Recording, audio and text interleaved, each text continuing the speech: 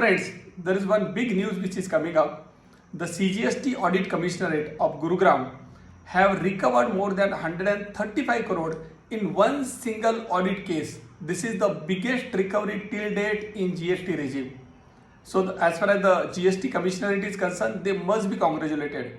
You would be surprised to know out of 135 crore rupees, 110 crore was recovered in cash. So again, it's I would say added bonus to the government, because instead of credit, the recovery was in cash. Now, as a taxpayer, as a tax professional, all of us have certain queries with respect to this humongous recovery which was made. Because the first question which comes to our mind would be as to what were the audit point through which this audit recovery was done.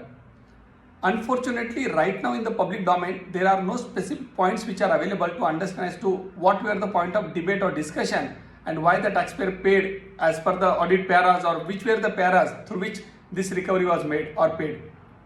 But if you look at the fact that in GST regime, there would be typically 4 points of dispute, major 4 points of dispute as far as the tax authorities and taxpayers are concerned, wherein during audit these 4 points would be taken up. The first point would be that typically the liability which the department considers is basically that the taxpayer is saying that the product is exempted, whereas the tax authorities are saying that this product is taxable.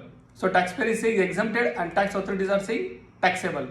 So the rate of tax, if it is considered to be 18% on that particular product, and if we attribute that 135 crore was recovered through this mechanism, that the taxpayer has said that product is exempted and tax authorities are saying it is taxable, then the turnover which was on which this tax is paid is likely to be in the range of 750 crore rupees.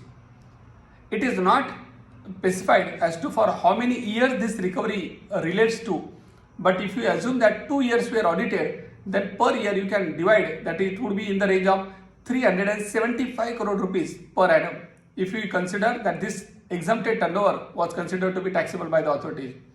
Second point could be that the authorities might be saying that your product is liable at the rate of 28%, whereas the taxpayer is saying that it should be liable at the rate of 18%.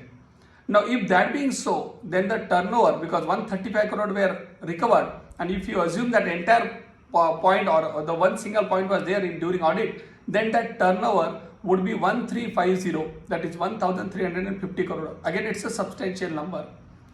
Now, apart from the income related points, as we said, either exempted product or lower rate of tax, apart from that, there can be some other points also. For example, the taxpayer might have claimed certain ineligible credit, or in certain cases, the taxpayer's vendor may not have paid the taxes.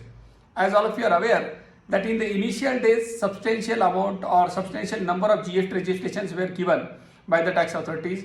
Even during Corona regime, the authorities were not in position to do or carry out appropriate physical verifications, and because of that, it is likely that certain unscrupulous vendors might have, or ineligible vendors or vendors who are not complying with law, or some bogus vendors might have taken GST registration. And if unfortunately the recovery relates to such kind of vendor, then again it's the biggest cause of concern to all the taxpayers. Because please note that if the taxpayers in the other part of the country are, like say in Delhi, if they start paying, then naturally the authorities will again say that if somebody has paid these kind of taxes because the vendor has not discharged their liability, then certainly similar kind of behavior or similar kind of tax payment would also be expected from taxpayers in the other part of the country. The third point can be related to reverse charge mechanism.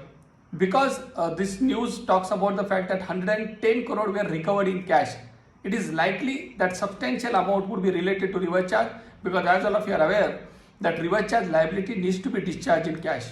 And if that is so, if substantial amount of this recovery relates to RCM, then in such cases one needs to understand the liability which is discharged under RCM is typically available as credit to the recipient if he is engaged into the taxable activity, that is his outward supply is taxable.